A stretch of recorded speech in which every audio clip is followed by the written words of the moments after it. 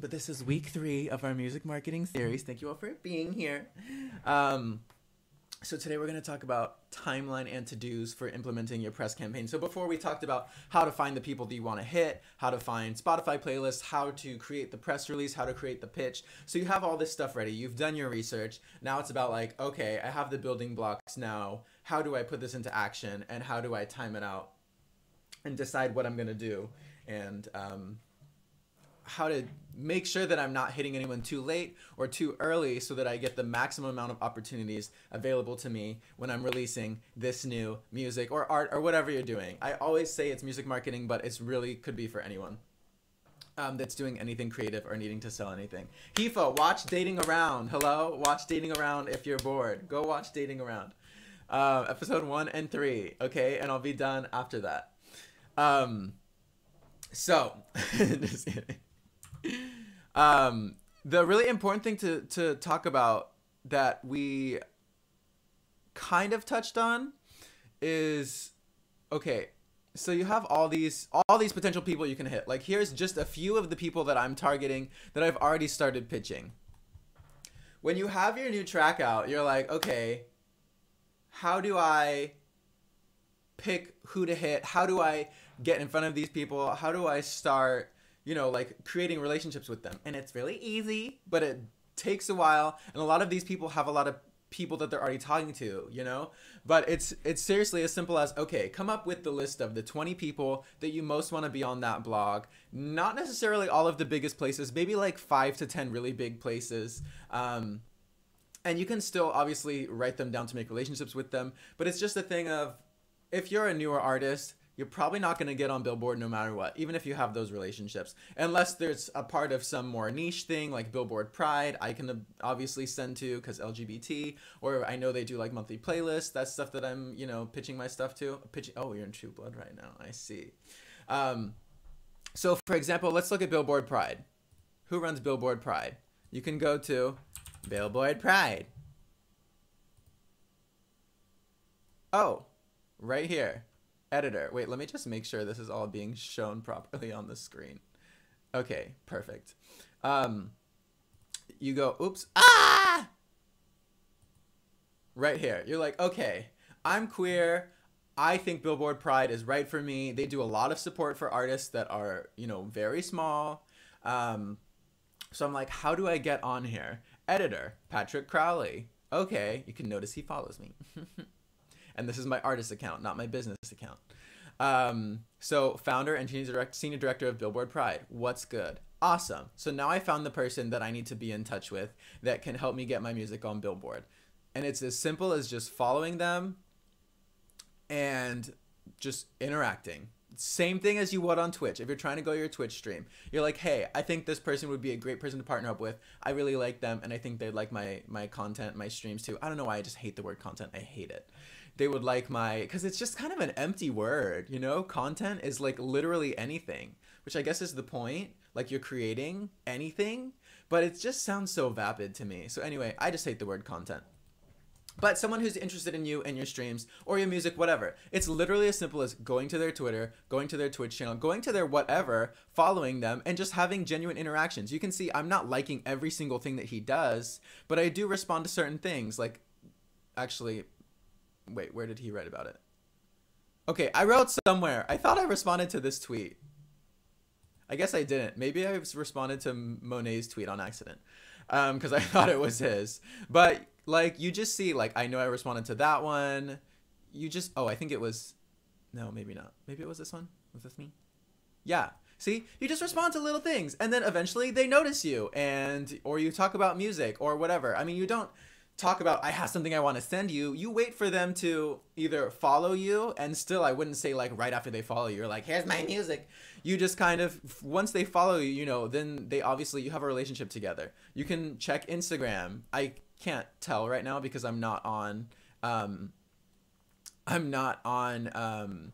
my phone, so I don't know if his email is on there. He used to have his email in his Twitter bio. So you can literally just take it from there, put it in whatever. You might be able to find it just by Googling. You might be able to message. You can message and just say, hey, Patrick, you know, it's been really nice talking with you about all this stuff, blah, blah, blah. I actually have something I wanted to send you. What's the email to reach you at?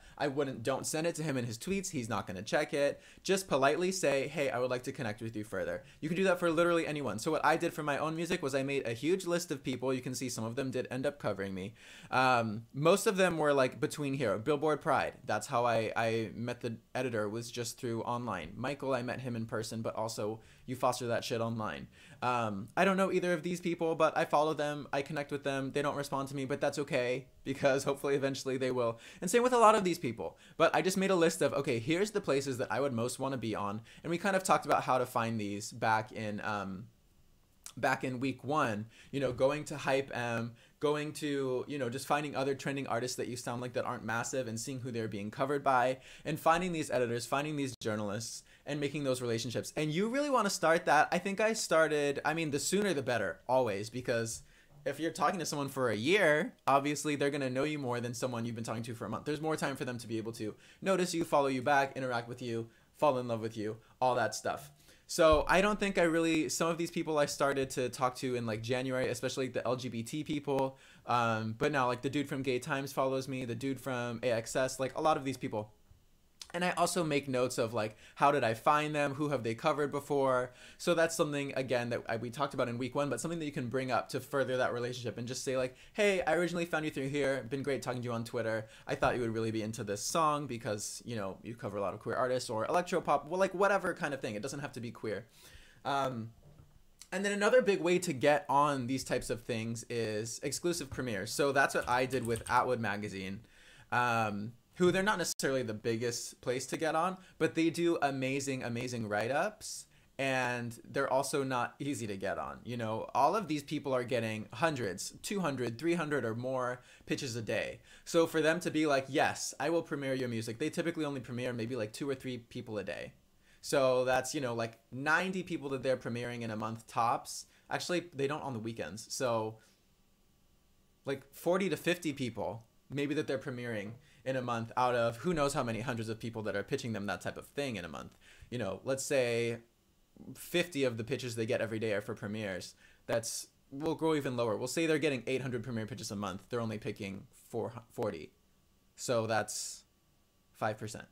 So only 5%, even on smaller blogs, are getting picked up. But it's a great way to get some guaranteed press coverage. And especially if you know it's a great place like this that's doing, you know, all of this writing, because not a lot of blogs will do this full analysis and really dive deep into what you're doing. Some of them will kind of just vomit out your press release and call it a premiere, which to me it's not the same thing. A premiere is supposed to be exclusive. It's supposed to be sexy. And if you followed my own campaign, it came out like a day or 2 days before the official release so that people kind of get this teaser. They can get excited about it, but also it builds a relationship with a new blog, assuming that you are prompt and you're responding to them. You make sure that they have everything they need, the pictures, the links, the embed codes, the quotes, all of the story, the bio, press release, lyrics, whatever they need. You make sure they have it, and you make sure you share that shit immediately, bitch. And you make sure you share it more than once, because that's how, you know, if this blog or magazine is going to take a chance on you, on a smaller artist that might not bring them clicks and therefore might not bring them revenue, you want to make sure that you show your worth and you're doing everything that you can. You want to make sure that you're bringing as many people to that article as you can. You know what? I'll probably share it again this week because it's such an amazing article too. And that makes them want to cover you again, instead of like, oh, you know, we took a risk, we tried to help this artist, but they didn't really give anything back to us, so not interested in covering them again. That's how you build relationships, is by helping them out, making them seen, all of that. Oh my God. And that's how you get someone's attention, with a fucking picture like that. Couldn't find that playlist. Uh-oh, she messed up. Ma'am, Tesha, you didn't put your SoundCloud link on here. Or you deleted it and didn't realize that. That's not great. Like, the good thing about Atwood is that they're still linked to her her Spotify, but not everyone would do that. Sounds kind of cool. Sorry, it was super loud though, so I didn't want to keep playing it. I might look at her later. And premieres are just nice standalone features where people from the industry are more likely to find and follow as well, because it's not, you know, it's a story just about you versus like a roundup or a playlist, whatever, of a lot of people. So premieres can be super powerful because they can get someone like Billboard or even a smaller place like Atwood. I mean, Atwood, I would say more is mid-level, to cover you, but there's a lot of times you can waste a lot of time delaying your album trying to get someone to respond to you. So it's not always the best thing to do. You don't need to. Sometimes it's better to say, hey, you know what? I'm going to release this track in a month from now or 3 weeks from now. You know, get everything settled with your distributor, make sure everything is perfect and submitted to Spotify, iTunes, all of that stuff. And then try to find a premiere, you know, for a couple weeks. And then if no one gets back to you, then that's when you start going to just like pitching everyone. So I honestly haven't pitched, actually I have. I've pitched a shit ton. I will show you. I've pitched a shit ton for Happily Ever After, but it was mostly through Submit Hub. It was mostly paid stuff. So that's when you know, maybe like a week before it releases, or I mean, you can just do it like the day it releases, or, you know, still days after. Some places do like to get stuff early. And you can typically see, I would say, obviously, just for, if you're pitching to blogs, I would say pitch a week early, pitch a week before the release date, or at least a few days, you know, if like starting on a Wednesday, if you're releasing on a Monday or something like that. Just so people have time to, they're more likely to release the stories right when you release the track, which you can see is kind of what happened with Happily Ever After. Like, there were a lot of playlists coming out. There were a couple blog posts that came out, you know, right when I released it. And obviously for Spotify playlists, you can't send that ahead of time because you don't have a Spotify link. Just make sure, I don't know if I went over this specifically, but like for, you know, for me, I think I did a couple different things. I did like electropop, commercial, electropop, commercial, R&B. You can also see, I sent it to like 100 places and I only heard back from maybe like 20, or like got yeses from like 15 or 20, but that's actually pretty good. Like 10% response rate is dope. But yeah, so you can do whatever, do your sorting, and then go through and find the people that you want to pitch to. And yeah, I would say if it's a blog, week in advance. If it's a Spotify playlist, just have it ready, have everything ready to go, your pitch, whatever, so that right when everything comes out, you're good to go. And you can also, like in Submit Hub, you can set a release date. You can say like, hey, it's coming out this day. So they will know that, they will be aware, and then you just follow up with them when it comes out. What else? Okay, yeah, so that's kind of like pre-pitching that I wanted to talk about, which is just how far in advance should you be letting people know about these things. And then, yeah, typically a single has at least like 2 weeks of life before people will start to consider it old. After 2 weeks, some people will start to consider it old, but don't give up, keep pitching. There's a lot of places that won't like think that it's old until a month. I would say after a month, like you can still look for a few things, but it probably has to be on the smaller side. Big places just aren't going to want to cover a new single from a random artist or a new artist. But that's also when you can go into different things and be like, okay, maybe more Spotify playlists again, because they're also a little less, they don't care as much if it's new, as long as it's kind of your newest stuff or new-ish. It's not like years old. And sometimes they still don't even care if it's years old. If it fits the playlist, that's what's most important to them. What was I saying? I don't know. Who cares? So yeah, just think about who you want to hit, make your lists, find all their contact information. I just hit emails here because I don't give that info out for free, honey. If you want me to do your press for you, hire me, bitch. But then once the press starts to roll in, I do this for all of my clients, and I also do it for myself just to keep track of who covered me. All the playlists, all the blogs so far. This isn't fully updated, but I keep a list so that way I know who covered me and who's most likely to then cover me again. Because if someone covered you before, they're probably going to cover your next single unless it's totally different. And even if not, they want to hear it. They might, even if it's not the right fit for their blog or their magazine or whatever, they probably want to hear it and are just, you know, fans, especially if you've been creating relationships with them as we described. So I just kind of write what it was that they did for me, a link to it, also in case I want to share stuff again. Then I put pending, so for certain things that maybe people said, you know, hey, yes, we want to cover this. We'll do it. We'll try to do it in like a week or whatever. These are people that I might need to follow up with in a little bit if they don't post it on their own. And then for clients, I don't do this for myself because I see it all directly. But for clients, I also write like who passed and why. Sometimes it is nice to know, you know, keep track of certain feedback that you got if it's consistent. There's a lot of times you'll, you know, especially on Submit Hub where you get feedback pretty much every time unless you say you don't want it. There's a lot of times it's conflicting, but you might be able to find a common theme or just say, well, hey, you know, I don't necessarily make this type of music, but it seems like Submit Hub, if I want to get popular on these blogs, I could maybe do something, you know, add this type of style to my sound. If you really want to like please other people or something. You don't have to. And then I also just make a list of everyone that I've pitched. Again, I don't do that for myself because I just like have it here. And same with on Spotify. I mean, we kind of talked about this before. But yeah, and then I just color code it. So like green is like, yes, they put me on. Yellow is they responded to me, but they haven't done it yet. Or maybe I just need to follow up with them and I make a note of that. Although typically I can just tell if I need to follow up with them if it's been too long. Yeah. What's next? I think I like forgot something really important in there when I had that brain fart, but that's okay. I'm in mine. Okay, the last thing I was gonna say doesn't fully have to do with everything that we were talking about so far. But it was just that I was doing more research on Spotify stuff and I found a couple more things that I just wanted to talk about really quick. I first wanted to go to show y'all these playlists because these playlists, oh wait, actually let me open it. Let me get this and open here. This is kind of how you spot a very shady playlist. Also, oh my god, y'all, do you realize we're at 1,500 plays? Like it hasn't updated on Spotify because it's always a little delayed.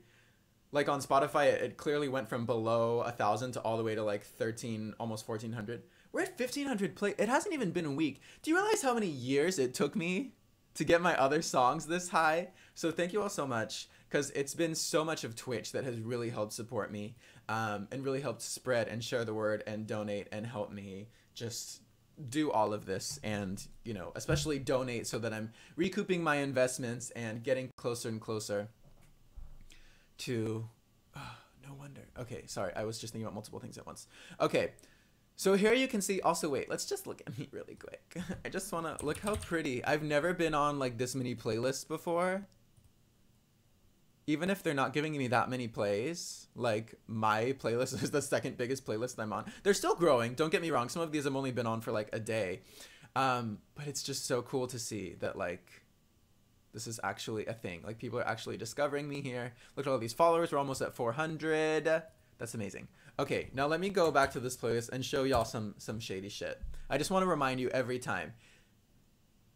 Just be very wary of any playlist like this. I'm still gonna email them because I'm kind of curious. But you can see, okay, they have a ton of followers. They don't put that many songs on. And let's look at Golden Pony, 71,000. The Spot. So The Spot is getting them an experienced music group. Oh. I think these are paid for ones. I'm pretty sure. I'm actually emailing this dude too because I wanted to understand. I emailed him and then he said something about like paid promo and I'm like, is that separate or what? I don't know. But so if you go to this dude, The Spot, and then you can kind of look at other artists that are on there and you see like, oh, all of the big playlists that he's on are his own playlists, but they have hella listeners. So he either made these back when Spotify was super small and he's just built them up, or these are fake plays, fake followers and fake plays, because he's getting a solid amount of plays, like 8,259 listeners kind of fits. Oh, thank you, Stephen. That's so sweet. I appreciate you sharing it. Like someone with this many followers and that many plays, it seems legit. But for him to have all of these playlists that have this many plays And for all of his own plays to be from his own playlists and nothing else is kind of suspicious. Also, I want to see those muscles closer up. He's kind of cute. It's kind of suspicious if, you know, all of these people are picking him up. Where's Spotify? Why hasn't Spotify noticed him? And it could be because they've blacklisted him because they know that he's using all of this shady tactics. Like, have any of you heard of this person, Abrax Phaeton? 86,000. He's not the biggest here, but he has solid plays. But again, it's all because of his own playlists. So kind of shady, kind of shady. Let's Google him real quick, actually. And there's a couple other playlists and artists that I found through that when I was looking him up. I mean, he is on this. How many likes does he have?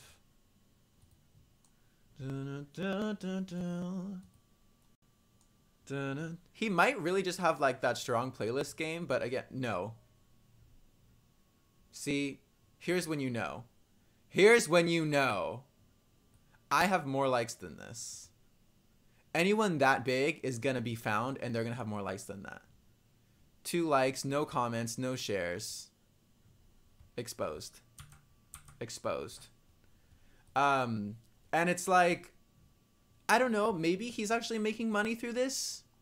Maybe it's working for him, but I don't think it is, and it's not fulfilling because, yeah, you have all these plays and things, but no one knows you. No one knows you for a reason because you're not real. Let's see if he did it on here too. You can buy shit on here. I mean, he has these. He has hella comments, so that's something.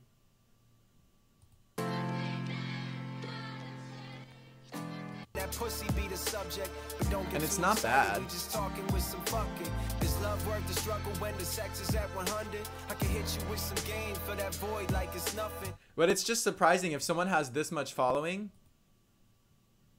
that they don't on Facebook, that they don't have anything on Twitter. He just joined June 20. Ooh. I'll be looking at that later. Can't look at that on stream.